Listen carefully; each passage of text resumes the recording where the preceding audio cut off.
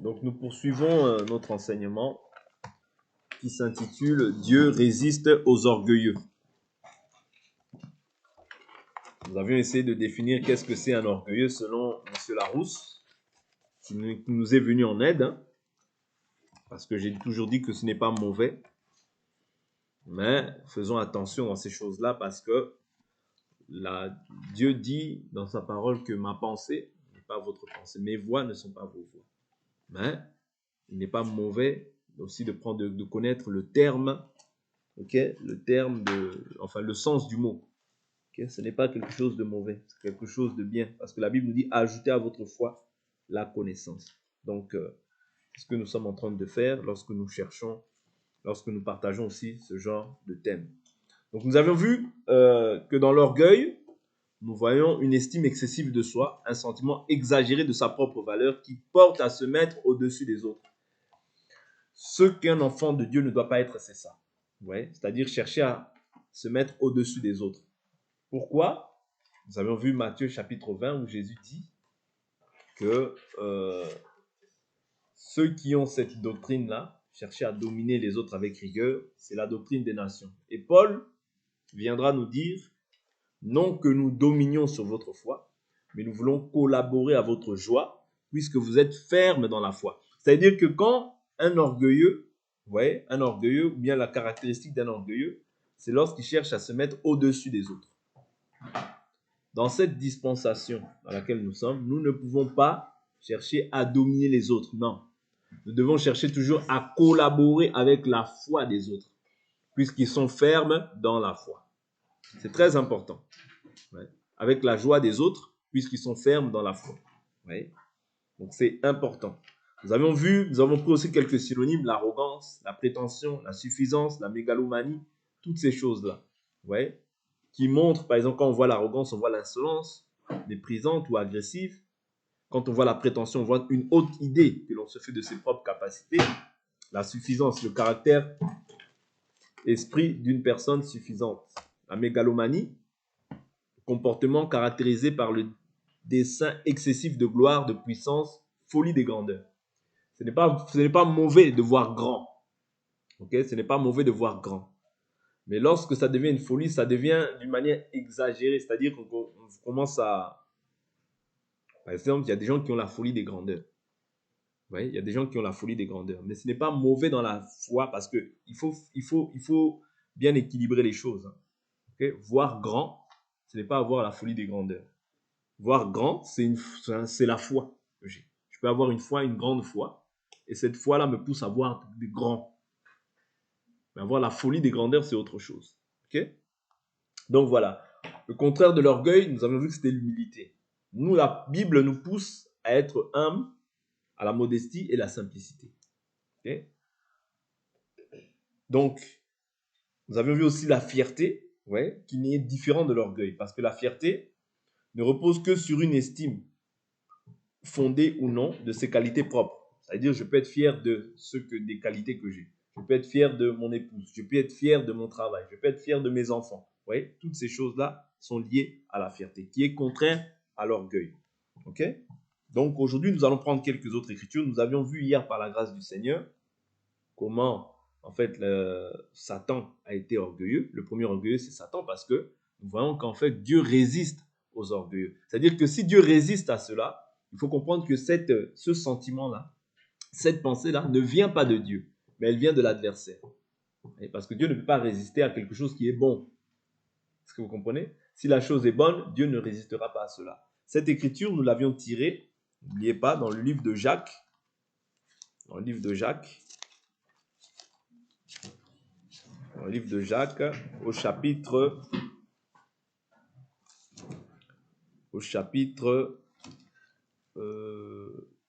4, verset 5. Croyez-vous que l'Écriture dise en vain, Dieu aime jusqu'à la jalousie l'esprit qu'il a fait habiter en vous, mais il donne une grâce supérieure puisqu'elle dit, Dieu résiste aux orgueilleux, mais il donne sa grâce aux humbles. Soumettez-vous donc à Dieu, résistez au diable et il fuira loin de vous. Vous voyez? C'est-à-dire que le verset, par la suite, nous dit de nous soumettre à Dieu et de résister au diable. Pourquoi de résister au diable? Parce que, en fait, cette caractéristique d'orgueil ne vient que du diable, ne vient pas de Dieu. Oui. Ne vient pas de Dieu. Et la Bible nous. Et qu'est-ce qui se passera par la suite? En résistant, en fait, au diable, le diable finira par fuir loin de toi. Mais tu peux laisser aussi, tu peux être envahi de cette pensée. Parce que la Bible nous dit que le péché nous enveloppe facilement. Or, quand le péché, c'est quoi? Le péché, c'est la transgression de la loi.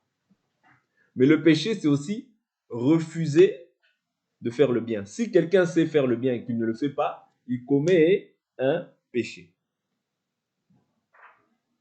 Oui. Si quelqu'un sait faire le bien et qu'il ne le fait pas, il commet un péché. Oui. Ça veut dire quand Dieu dit que l'orgueil est mauvais et que toi, tu te dis, bon, ben, tant que je n'ai pas péché envers quelqu'un, tant que je n'ai pas manifesté cette œuvre-là envers quelqu'un, ouais, c'est bon. Non. Lorsque nous avions vu hier, lorsque tu refuses, par exemple, refuser de mettre une écriture en pratique, refuser en fait de pratiquer la parole, c'est quelque chose de mauvais. Nous avions vu cela dans quelle écriture? Dans le livre de Philippiens chapitre 2, si je ne m'abuse. Ouais. Où l'on voit qu'il dit, il est écrit quoi? Philippiens chapitre 2. Je prends une écriture. C'est là où on va s'examiner un peu plus en profondeur et on va comprendre en fait que le péché, ce n'est pas simplement faire ci ou faire ça. Non, le péché, c'est refuser même de faire le bien. Et le bien, c'est tout ce qui est écrit. Parce que c'est ça le bien. Ouais. Voilà pourquoi la Bible nous dit ne sois pas vaincu par le mal, mais vainqueur du mal par le bien. C'est-à-dire comment est-ce que je peux vaincre le mal? C'est en m'attachant au bien. Or, ce qui est bien, c'est ce qui est écrit. Vous voyez? Philippiens 2, verset 1. S'il y a donc quelque consolation en Christ, s'il y a encore quelque encouragement dans l'amour, s'il y a quelque communion de l'esprit, s'il y a quelque compassion et quelque miséricorde, mettez le comble à ma joie, afin d'avoir une même pensée, ayez un même amour, une même âme, une seule pensée. Et ne faites rien par rivalité ou par vaine gloire. Ne faites rien quoi? Par rivalité ou par vaine gloire. Mais dans l'humilité, estimez les autres supérieurs à vous-même. Que chacun de vous, au lieu de considérer ses propres intérêts, considère aussi ceux des autres. Ayez en vous la pensée qui était en Christ Jésus. Oui. Ça, ce sont des choses que nous devons nous efforcer à pratiquer. Ne te dis pas, oh oui, oh bon, je ne suis pas censé, ce n'est pas grave si on n'a pas une même pensée, ce n'est pas grave si on n'a pas un même amour. Non, la Bible nous dit quoi? Jésus dira quoi? Si vous m'aimez, faites quoi? Gardez mes commandements. Vous comprenez? Or, ce que les apôtres ont dit, ce sont les commandements de Jésus. Parce que n'oubliez pas que nous sommes édifiés sur quoi? Sur le fondement des apôtres et des prophètes. Jésus-Christ étant la pierre angulaire. Vous comprenez? C'est-à-dire que quand tu refuses délibérément, vous voyez, d'avoir de la compassion, d'être en communion, vous voyez, d'avoir une même pensée, une même âme, un même esprit, qu'est-ce qui va se former en toi? C'est un esprit de rivalité. Vous voyez? C'est un esprit de gloire qui va monter dans ton cœur. Non, moi je ne peux pas être une même âme. Moi je refuse d'avoir un même amour. Je refuse d'aimer. Ouais. Parce que je vous dis toujours que quand nous avons un même esprit, nous finirons par avoir maintenant, nous devons finir parce que l'esprit, c'est par l'esprit que nous enseignons, n'est-ce pas?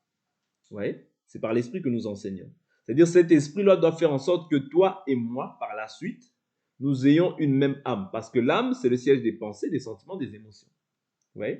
C'est-à-dire que cet esprit que nous sommes en train de parler, parce que c'est par l'esprit que nous enseignons, va créer en nous les mêmes sentiments. Vous comprenez? Voilà pourquoi il dit ayez une même pensée, ayez un même amour, ayez une même âme, une seule pensée. Ouais, c'est ça le rôle de l'esprit. C'est-à-dire faire en sorte que nous soyons un, indivisibles et que nous ne soyons pas différents. Voilà pourquoi on peut voir Jésus, ouais, et ses disciples, mais on ne sait pas discerner ou distinguer qui est Jésus, qui est Pierre, qui est Jacques. Pourquoi? Parce que Jésus, c'est-à-dire il se mélangeait à la foule. Voilà pourquoi par la suite, même cette servante, lorsqu'elle voit Pierre, elle dit, ton langage te trahit, tu parles comme eux. Vous voyez? C'est-à-dire que quand on devient maintenant une même âme, une même pensée, un même cœur, un même esprit, ce qui s'ensuit, c'est que nous devons être un dans tout. C'est pour ça que, des fois, on se pose des questions. Comment est-ce que se fait-il que dans l'église de Jérusalem, ils avaient tout en commun? La réalité de la chose, c'est que, premièrement, ils étaient un en esprit. Comme ils avaient le même esprit, ce qui doit s'en suivre, c'est-à-dire c'est les mêmes pensées. Pourquoi? Parce que les pensées siègent au niveau de l'âme. Vous voyez? C'est-à-dire qu'ils vont avoir maintenant une même âme. Et voilà pourquoi maintenant, même au niveau de la chair comme ça, ce ne sera pas difficile de pouvoir donner à mon frère ou à ma soeur qui est dans le manque. Pourquoi? Parce qu'on a un même enseignement. On aura une même âme, on aura forcément maintenant, même dans la chair comme ça, on sera en communion. Vous comprenez? C'est-à-dire que la communion ne commence pas par la chair. La communion commence par l'esprit. Donc ça, c'est dans tous les aspects. La communion commence par l'esprit. Voilà pourquoi même si, par exemple, je suis avec un païen, bien que quelqu'un est avec un païen, vous voyez, nous sommes en communion par rapport à la chair, mais pas en esprit. Vous voyez? Voilà pourquoi lui il va me transmettre en fait ce qu'il a dans son esprit, mais moi je dois lui transmettre ce que j'ai dans l'esprit. Vous comprenez? Or, ce que j'ai dans l'esprit, c'est cette parole. Vous comprenez? Mais si maintenant le trésor qui est en moi, vous voyez, si maintenant le trésor qui est en moi, la Bible dit, si la lumière qui est en vous est ténèbres, combien grandes seront les ténèbres? Or, pour que ces choses-là, si nous ne pratiquons pas ces choses-là, en réalité, nous sommes des orgueilleux. Vous comprenez? Parce qu'on refuse délibérément, en fait, de pouvoir nous soumettre pleinement à la volonté de Dieu. C'est ça l'orgueil. Ouais, c'est une caractéristique de l'orgueil. C'est-à-dire refuser de pouvoir se soumettre à ce que Dieu dit, parce que Jésus dit, si vous m'aimez, gardez mes commandements. La preuve, ce qui prouve que tu aimes Jésus, c'est que tu gardes ses commandements. Jésus a dit, en ceci, Dieu prouve son amour. Il a donné sa vie pour vous. Vous voyez? Et il dit à ceci, nous connaissons que nous aimons les frères, c'est que nous donnons nos vies pour les frères. C'est-à-dire que moi, ma vie à moi, si je prétends ne pas être un orgueilleux, je donne ma vie pour mes frères. Est-ce que vous comprenez? C'est à cela qu'on reconnaît l'amour. Et c'est à cela qu'on peut prouver que toi, tu n'es pas orgueilleux aussi. Souvenez-vous, Pharaon, qu'est-ce qu'il dit lorsque Moïse vient le voir? Il dit, l'Éternel nous envoie vers toi. Pharaon, qu'est-ce qu'il dit? Qui est l'Éternel pour que je lui obéisse? Vous comprenez? Ça veut dire que quand quelqu'un n'obéit pas à ce que l'Éternel Dieu dit, parce que ça, en fait, c'est pas notre écriture, c'est la parole qui vient de Dieu. C'est-à-dire refuser d'aimer, refuser d'être en communion, c'est de l'orgueil. Voilà pourquoi je dis que le premier orgueilleux, c'est le diable. Parce que nous sommes en train de faire un cheminement par rapport à celui qui est animé, en fait, de l'esprit du diable, est forcément orgueilleux. C'est-à-dire que celui aussi qui est enfant de Dieu, mais qui est animé d'une même pensée, est animé maintenant par une pensée qui vient de l'ennemi. Vous comprenez? C'est-à-dire qu'il y a l'homme qui est délibérément païen, mais il y a l'homme qui est enfant de Dieu, mais qui désire en fait rester esclave. Or, la Bible nous dit quoi? Que l'enfant ne demeure, l'héritier tant qu'il est enfant, ne diffère en rien d'un esclave, quoi qu'il soit maître de tout. Vous voyez? C'est-à-dire que tu peux être héritier des promesses, mais tant que en fait tu résistes, c'est-à-dire tant que tu as la pensée de l'orgueil, tant que tu as la pensée de résister à l'écriture, tu demeures héritier, bien sûr, mais tout en étant esclave. Mais la Bible dit que l'esclave ne demeure pas dans la maison, mais le fils y demeure. Et si le fils vous affranchit, vous serez réellement libre. C'est-à-dire le rôle du fils, c'est de nous affranchir de tout. C'est-à-dire qu'il n'y a rien qui doit subsister encore qui est de l'adversaire. Voilà pourquoi hier je vous ai dit que le Fils de Dieu est apparu. Pourquoi? Afin de détruire les œuvres du diable. Or, les œuvres du diable, c'est tout ce qui s'oppose en fait à la parole. Tout ce qui est contraire à la parole. Vous voyez? Est-ce que vous comprenez? C'est-à-dire que hier, nous avons vu aussi que ceux qui enseignent par exemple un autre évangile, ils sont enflés d'orgueil. C'est de là que naissent la maladie, les discussions interminables. d'hommes à l'esprit corrompu, qui considèrent la piété comme une source de gain. Vous voyez, toutes ces choses-là naissent, c'est de là. En fait, l'orgueil va entraîner beaucoup de choses. Vous voyez, c'est-à-dire tout péché va entraîner aussi un autre péché. Est-ce que vous comprenez? C'est-à-dire l'orgueil, comme je vous dis, ça, c'est vaste selon les Écritures. Ne le vois pas simplement comme quelqu'un qui marche avec les épaules, avec le torse bombé et qui ne dit pas bonjour aux gens. Non. Ça, si, c'est un aspect de l'orgueil, mais il y a aussi d'autres aspects de l'orgueil selon les Écritures. C'est-à-dire refuser en fait de pratiquer la parole, c'est de l'orgueil. Refuser en fait de mettre une écriture en pratique, c'est de l'orgueil parce que tu ne t'enorgueillis pas envers un homme, mais envers Dieu. Voilà pourquoi nous devons faire tous nos efforts pour pouvoir mettre la parole en pratique. Tous nos efforts, mais alors tout. Parce que c'est cela qui va en fait faire fléchir le cœur de Dieu et qui va prouver à Dieu que tu l'aimes. Vous comprenez? Parce que Jésus dit, si vous m'aimez. Vous voyez, il met la condition, si vous m'aimez. Si tu ne l'aimes pas, tu fais autrement. Mais si tu l'aimes, en fait, tu fais ce qu'il te demande de faire. Autrement, c'est de l'orgueil. Parce que, je vous ai dit tout à l'heure, Pharaon a dit, qui est l'Éternel pour que je lui obéisse? C'est-à-dire que toute personne, en fait, qui refuse, en fait, de pouvoir pratiquer ces choses-là que nous enseignons, qui refuse la communion de l'esprit, il refuse la communion de l'âme, il refusera aussi, en fait, tout ce qui s'ensuit par la suite. Il ne voudra pas être une même pensée. Non, moi, je prie, mais dans distance. Non, moi, ceci, mais pas jusqu'à là. Non, moi, l'amour, mets ça un peu de côté. Tu es un orgueilleux, sans le savoir. Vous comprenez? Parce que quand tu refuses d'aimer, aimer, ce n'est pas une condition. Aimer, c'est un commandement. Les commandements, on ne les négocie pas. Jésus a dit quoi? Il a dit, voici les 2 commandements que je vous laisse. Tu aimeras le Seigneur ton Dieu de tout ton cœur, de toute ton âme, de toute ta pensée, de toute ta force. Ce n'est pas pour rien qu'il récite ces 3 choses. De tout ton cœur, de toute ton âme, de toute ta pensée, de toute ta force. De la même manière aussi, nous devons être en communion. Vous voyez? Parce que comme nous sommes en communion les uns et les autres, nous aimons Dieu. Comme nous avons une même âme, nous aimons Dieu. Vous voyez? Quand nous avons une même pensée, nous aimons Dieu. C'est pourquoi Dieu répète ces choses-là. Même pensée, même cœur. Tu aimeras le Seigneur de ton Dieu de toute ton âme, de tout ton cœur, de toute ta pensée, de toute ta force. Parce que aimer Dieu, c'est garder ses commandements. Et ces commandements ne sont pas pénibles. C'est-à-dire, dès lors où ils deviennent pénibles, ça veut dire que c'est toi, en fait, qui ramène une pensée humaine et qui veut faire passer ta pensée pour la pensée de Dieu. Oui. Et c'est là que débute l'orgueil. Dès lors où toi, tu fais passer ta pensée pour la pensée de Dieu, déjà, tu es un orgueilleux. Pourquoi? Parce que tu fais de Dieu un menteur.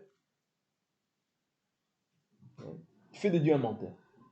Est-ce que vous comprenez? Donc, il est très important que nous comprenions ces aspects-là. Nous allons prendre quelques écritures par la grâce du Seigneur. 2 Chroniques, chapitre 25. Parce que j'aimerais vraiment un peu illustrer les choses que nous sommes en train de dire par des écritures. 2 Chroniques, prenons le chapitre 25. Prenons le chapitre 25. Je prends à partir du verset 5. Amathia rassembla les hommes de Juda et les plaça d'après les maisons patriarcales, les chefs de milliers, les chefs de centaines, pour tout Juda et Benjamin. Il en fit le dénombrement depuis l'âge de 20 ans et au-dessus. Et il trouva 300 000 hommes d'élite, pouvant aller au combat, maniant la lance et le bouclier. Il prit encore à sa solde dans Israël 100 000 vaillants, héros pour 100 talents d'argent.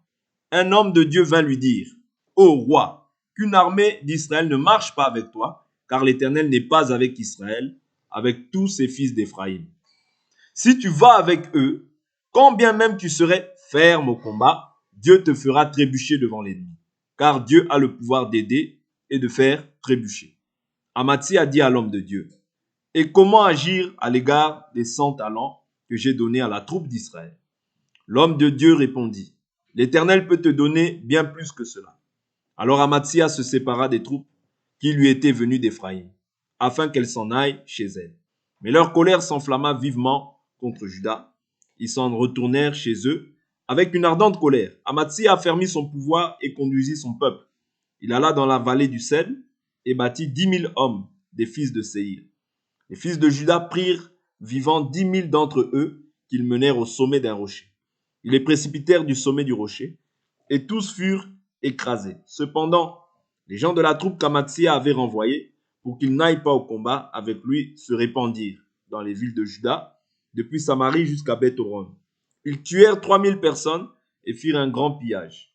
Lorsqu'Amatsia fut de retour, après la défaite des Édomites, il fit venir les dieux des fils de Séhir et les adopta comme ses dieux. Il se prosterna devant eux et leur fit brûler des parfums. Alors la colère de l'Éternel s'enflamma contre Amatsia et il envoya vers lui un prophète qui lui dit: pourquoi as-tu recherché les dieux de ce peuple alors qu'ils n'ont pu délivrer leur peuple de ta main? Comme il parlait alors, Amatsia lui dit: est-ce que nous t'avons institué conseiller du roi? Finis-en, pourquoi veux-tu qu'on te frappe? Le prophète finit en disant: je reconnais que Dieu a résolu dans son conseil de te détruire parce que tu as fait cela et que tu n'as pas écouté mon conseil. Après avoir tenu conseil, Amatsia, roi de Juda, envoya dire à Joas, fils de Joachaz, fils de Jéhu, roi d'Israël: viens, nous allons nous affronter. Vous voyez, je saute, je vais au verset 20. Mais Amatsia ne l'écouta pas, car cela venait de Dieu, pour qu'il soit livré entre les mains de l'ennemi. Donc là, il a eu un échange avec le roi Joas. Je saute, je vais voir simplement l'endroit où il fut tué. Pourquoi il a été tué? Je prends le verset 25. Amatsia, fils de Joas, roi de Juda, vécut 15 ans après la mort de Joas, fils de Joachaz, roi d'Israël. Le reste des actes d'Amatsia, les premiers et les derniers, cela est écrit dans les livres de rois de Juda et d'Israël. Après qu'Amatsia se fut écarté de l'Éternel, on forma contre lui une conspiration à Jérusalem et il s'enfuit à Lachish, mais on le poursuivit à Lachish où on le fit mourir. Vous voyez, donc ici, nous voyons simplement le caractéristique d'une personne orgueilleuse. C'est-à-dire, Dieu te délivre d'un combat, ouais, Dieu te délivre de tes adversaires, mais par la suite, il va maintenant adopter, en fait, des dieux étrangers. Il va adopter des dieux étrangers à qui ils vont vouer rendre un culte. Ouais. À qui ils vont vouer et rendre un culte. Et dès lors où tu adoptes Ésaïe 42, verset 8, je vous ai toujours pris cette écriture qui dit: Dieu ne partage pas sa gloire avec les hommes, ni son honneur avec les statues. C'est-à-dire que Dieu n'est pas un Dieu, comment dire, la Bible nous dit, Dieu n'est pas un Dieu, Dieu n'habite pas dans les temples faits de main d'homme, c'est Acte 17 qui nous dit ça, et il n'est pas servi par une main humaine, comme s'il avait besoin de quelque chose, lui qui donne à tous la vie, le mouvement et l'être. Ouais, il ne faut pas croire que la divinité soit semblable à de l'or ou à de l'argent. Ouais, qui sont l'imagination des hommes. C'est-à-dire, Dieu n'est pas l'imagination d'un homme. Dieu n'est pas des pierres ou de l'or ou de l'argent que les gens vont former pour créer, pour dire ça c'est mon Dieu. Dès lors où toi maintenant tu adoptes d'autres dieux, c'est-à-dire tu délaisses cette parole de côté. C'est ça l'orgueil. Vous comprenez? L'orgueil, c'est de se dire que je n'ai pas besoin. C'est-à-dire quand tu agis comme ça, en fait, tu délaisses Dieu. C'est comme Israël lorsqu'ils ont dit, lorsque ils ont voulu un roi comme les nations. Qu'est-ce que Dieu a dit? Dieu a dit à Samuel: laisse-les. Ils agissent comme ça depuis longtemps. Ouais? Ce n'est pas toi qu'ils rejettent, c'est moi qu'ils rejettent.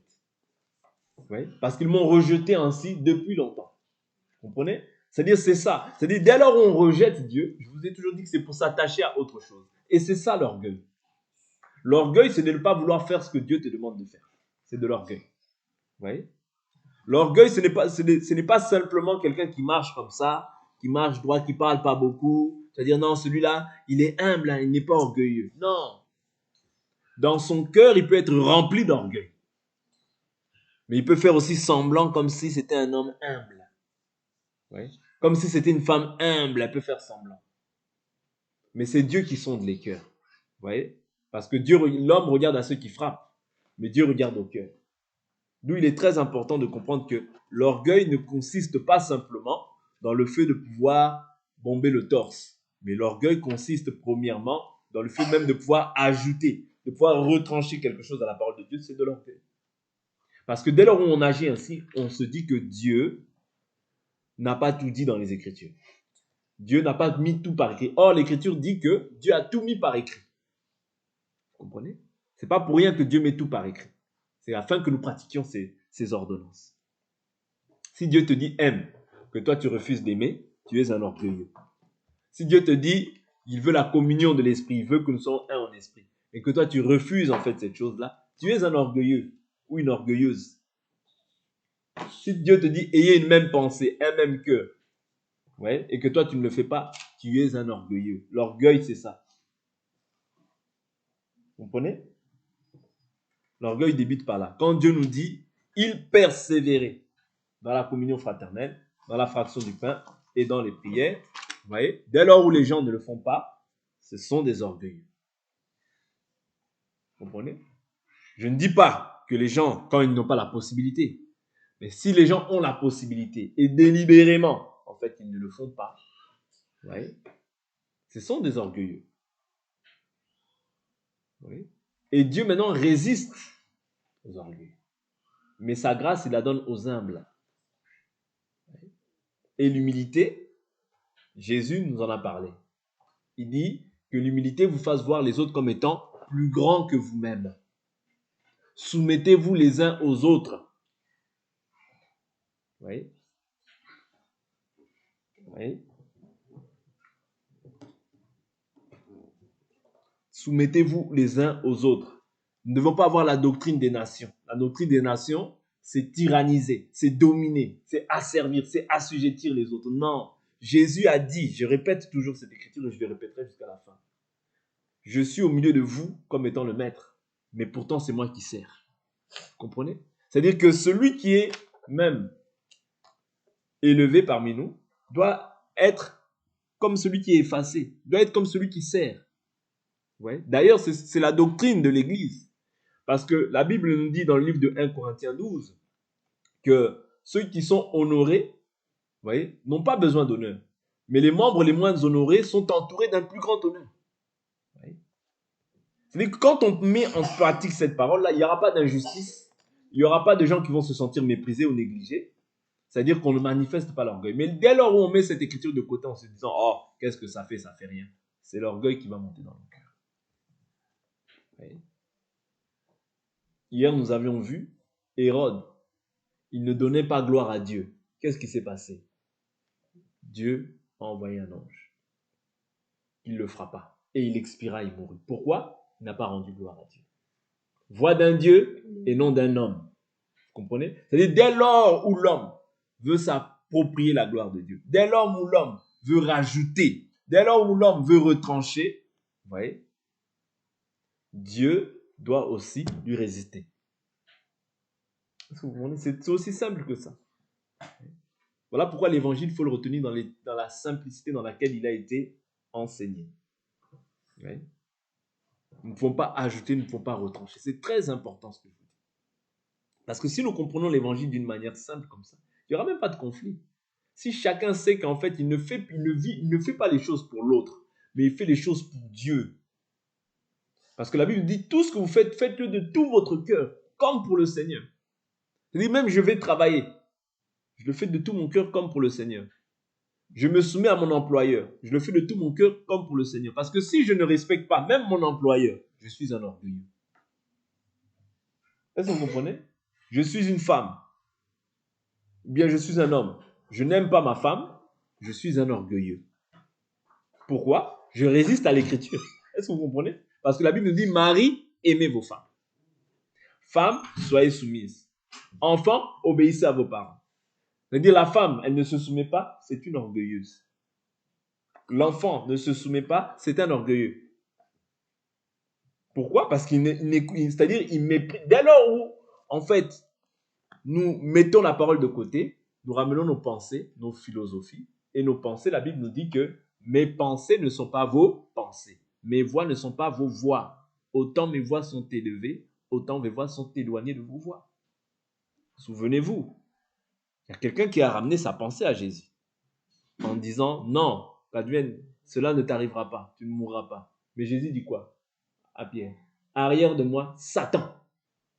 Est-ce que Pierre était Satan? Non. Mais la pensée qu'il a manifestée était du diable. Vous comprenez?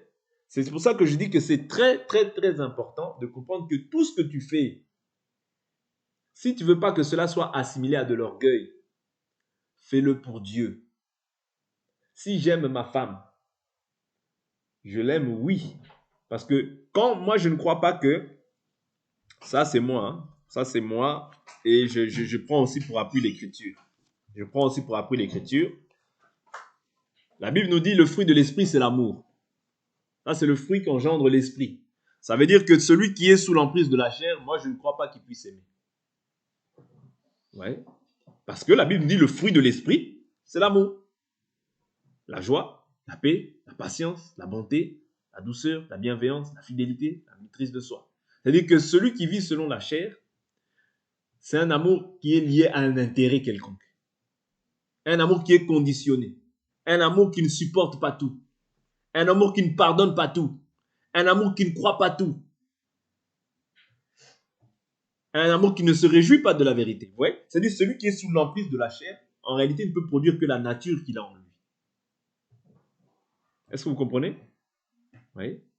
Si on aime, nous, au jour d'aujourd'hui, si on aime, c'est-à-dire tu dois aimer d'abord par rapport à Dieu. Tu dois aimer comme Dieu aime. Dieu, quand il a aimé, qu'est-ce qu'il a été capable de faire? Il s'est livré. Il s'est offert. Il s'est donné. Ça veut dire un homme, quand il aime, il doit se donner. Ouais. Jésus, qu'est-ce qu'il a fait? Il s'est offert en sacrifice. C'est-à-dire qu'un homme, quand il aime, il doit s'offrir. Oui. Mais Jésus, étant dans la position de la faiblesse vis-à-vis de Dieu, qu'est-ce qu'il nous dit, l'Écriture? Là, nous prenons aussi le cas de la femme. Étant dans la position parce que, étant dans la position de la soumission vis-à-vis de Dieu, qu'est-ce qu'il dit? L'Écriture, il dit, il s'est humilié. Ouais. Lui qui était l'égal de Dieu n'a pas pris comme une proie d'arracher, d'être égal à Dieu. Mais c'est ce que la société actuelle veut nous faire comprendre. La femme est égale à l'homme. Est-ce que vous comprenez? C'est une société qui renverse en fait les fondements que Dieu a établis. L'enfant est au-dessus du père, la femme est au-dessus du père et le père est en bas. Vous comprenez? C'est une société dans laquelle nous sommes qui renverse en fait les valeurs de la foi que nous avons. Voilà pourquoi nous devons faire très attention. Tout ce qui est du dehors, nous ne pouvons pas le ramener à la maison. Ceux qui s'accordent avec notre foi, c'est ce que nous observons. Mais ceux qui ne s'accordent pas avec notre foi, si nous l'amenons, c'est de l'orgueil. Parce que c'est-à-dire nous renversons ce que Dieu a dit et nous établissons en fait les pensées humaines. Et dès lors où nous établissons les pensées humaines, il y aura forcément quelque part, c'est-à-dire qu'on le veuille ou non, on aura fait entrer le diable quelque part. On aura laissé l'avantage au diable par rapport à une pensée, ouais, qui peut paraître bonne, parce que la pensée de Pierre était bonne. Tu ne mourras pas. Qui ne voudrait pas qu'une personne ne meure pas? Mais Jésus, dans l'ordre de mission pour lequel il était venu pour mourir parce qu'il a dit personne ne m'ôte la vie, mais c'est moi qui la donne pour la vie du monde. Vous voyez? C'est-à-dire que si Jésus ne meurt pas, toi et moi, nous n'avons pas la vie. Et la Bible dit, il se peut même que notre foi soit vaine. Vous voyez? C'est-à-dire le scandale de la croix, c'est une bénédiction pour toi et pour moi. Vous comprenez? C'est l'ordre de mission pour lequel il est venu. Vous voyez? Ici, simplement, je veux ramener nos pensées à nous faire comprendre que Dieu résiste aux orgueilleux. Ouais. Mais il donne sa grâce aux humbles. Le premier orgueilleux, ça a été Satan.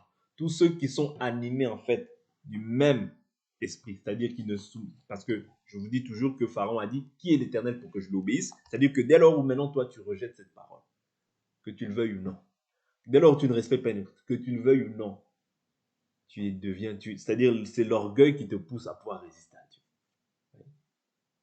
D'où l'importance d'entrer toujours en nous-mêmes et de pouvoir prier Dieu, même pour l'amour de la vérité. Il faut prier Dieu pour ces choses.